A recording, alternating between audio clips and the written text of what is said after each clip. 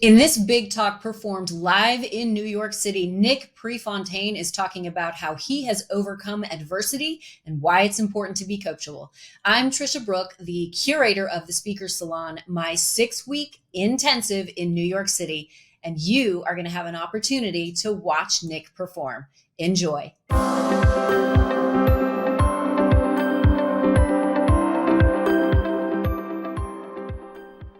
What are you, an idiot?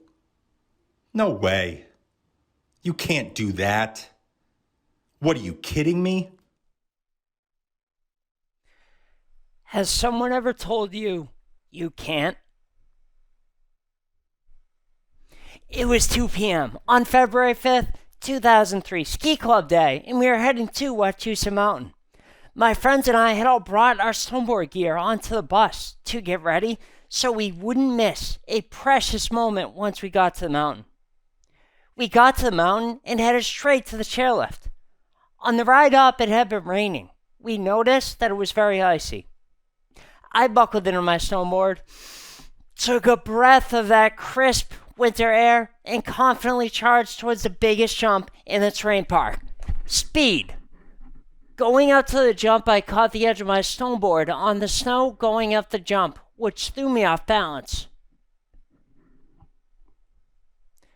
And that was the last thing that I remember. I was told that I landed on my head. I wasn't wearing a helmet.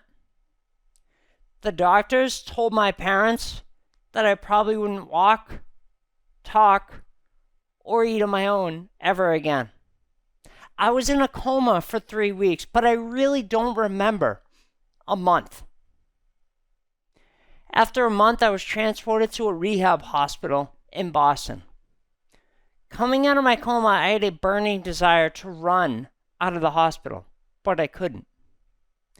Coming out of my coma, I had a burning desire to speak, but I couldn't. I couldn't speak, so the way that I communicated was with eye contact. Only eye contact. Then it was blinking. That progressed to mouthing words, and that progressed to a whisper. Eventually, I was able to get my speaking voice back with the help of my speech therapist. The first thing I did was set the big goal of running out of the hospital. Everything fell into place after that. I shared it with my family, therapists, and doctors. In order to be running out of the hospital, I had to be walking, talking, and functioning exactly like it was prior to my accident. Everyone knew my goal, so then it just became a matter of doing the work every day. Every day, whether I felt like it or not, getting up,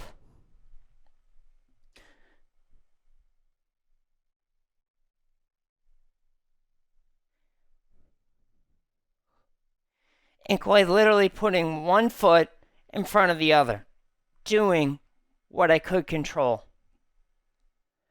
I would start my day off by having a shower. Not unusual, but my occupational therapist would have to teach me how to shower again. Picture that.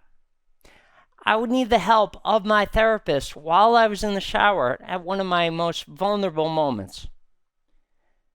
She would teach me what order I needed to do things, and that the water came before the soap, for instance. Then I would get dressed and have breakfast. After that, I started my morning therapy sessions. I started with physical therapy, then occupational therapy, and finally my last session of the morning was speech therapy. As I regained my strength, I began mouthing words without any sound. That progressed to whispers and finally talking. Once I was able to talk, I had to continue to work with my speech therapist to regain the strength of the muscles in my throat.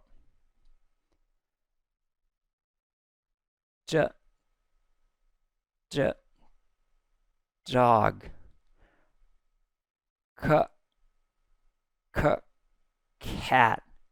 In my head, I was screaming, "It's a dog and a cat. I know what that is." However, because of my accident, the words, they weren't coming out on the other side. Once I had set the goal, I had to make sure that I was being coachable to achieve it. What that meant was following each one of my therapist's instructions with blind faith that they knew how to get me to where I wanted to go. Once you set your goal, are you being coachable to give yourself the best chance to achieve it? In my case, that was to the therapist, but for you, it can be the coaches, the mentors, or the experts. By setting goals and being coachable to achieve them, you give yourself the best chance of reaching them. Those are the building blocks of being successful. After speech therapy, I headed back to my room, and waiting for me that day was my grandparents, my mom's parents. At this point, I still wasn't smiling or laughing or really being my old self.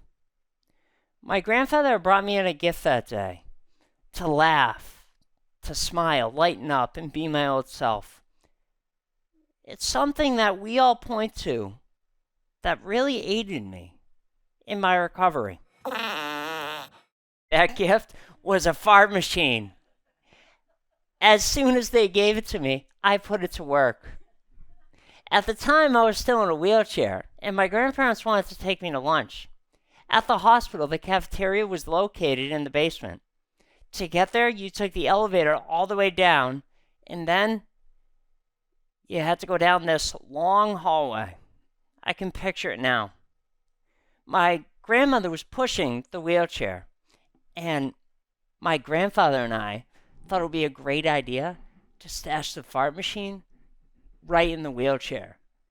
We waited until we passed by a doctor. They couldn't believe it. They thought it was my grandmother who was the one farting.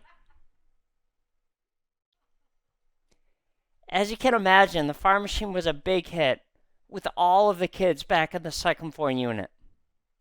It really allowed everyone, including me, a chance to laugh and be a kid for a moment.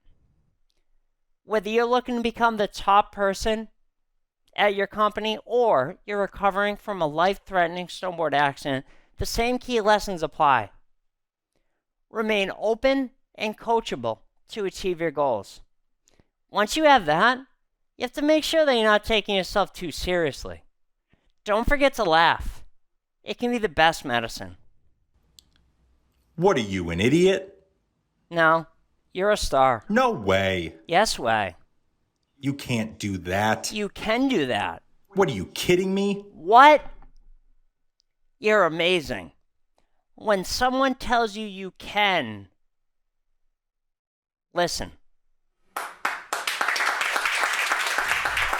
By the way, I did run out of the hospital.